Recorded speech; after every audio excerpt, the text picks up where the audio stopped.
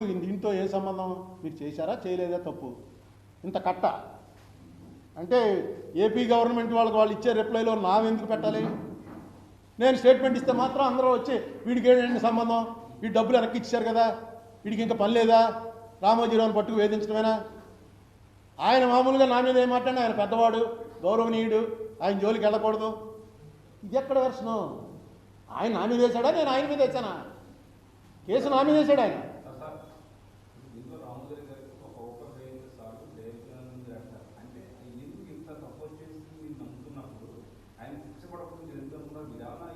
నాకు రామోజీరావుకి శిక్ష పడాలనే కోరిక లేదండి. నిన్న ఆయన అనారోగ్యంతో ఉన్నట్టు అని వెంటనే దేవుడి దండం పెట్టుకున్నాను. బాబు 100 ఏళ్ళనో కనీసం 90 ఏళ్ళనో బతికించాయా బాబు అని. ఈ కేసు ఏదో తేలాలి. అనారోగ్యంతో ఉన్నాడు ఆయన, ఫోటో వచ్చింది. ఆ ఫోటో చూడగానే ఇదేంటిది, ఎంత బెడ్ రీడైనా, ఎంత బ్యాడ్ కండిషన్లో ఉన్నాడు ఆయన. నేను రోజు దండం పెట్టుకుంటున్నాను ఆ రామోజీరావుకి సంపూర్ణ ఆయుష్ ఉండాలని. అదే నాకేంటి ఆయన పాడైపోవాలని నేను ఎందుకు కోరుకుంటాను?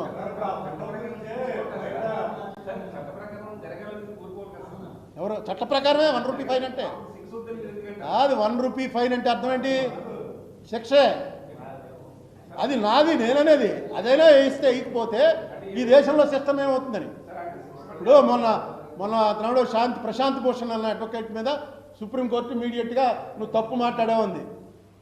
సో కోర్టు మీద క్రిటిసైజ్ చేశాడు అతను.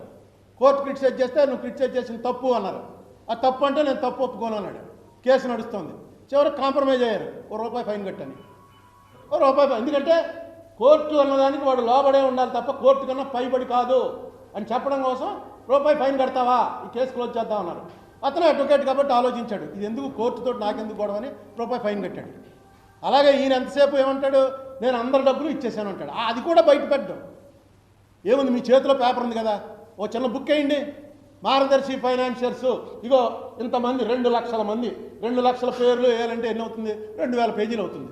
2000 పేజీలు బుక్ వేసి వీళ్ళు కట్టిన రోజు ఇది, ఇచ్చేసిన రోజు ఇది, ఎవరు డబ్బు అడిగి ఇచ్చేసాం అని డైరెక్ట్గా మీరు ట్రాన్స్పరెన్సీ కదా, పొద్దున్న లేచి రామోజీరావు గారు చెప్పేదే ట్రాన్స్పరెన్సీ. బుక్ వేసి విడుదల చేయండి. నమస్కారం పెడతాను ఉండవల్లి అరుణ్ కుమార్ గారు, ఇగో మీ అందరూ ఎదుర్కొంటే అయ్యా రామోజీరావు గారు గ్రేట్, నీకన్నా గొప్పవాడు ఎవడు లేడు.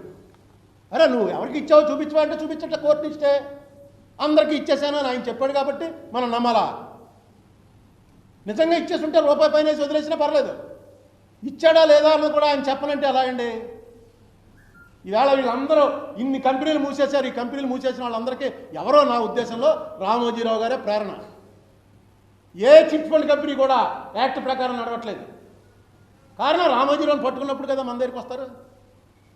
ఏంటి ఎవడో చెప్పేది? మనం ఏమైంది, కోవిడ్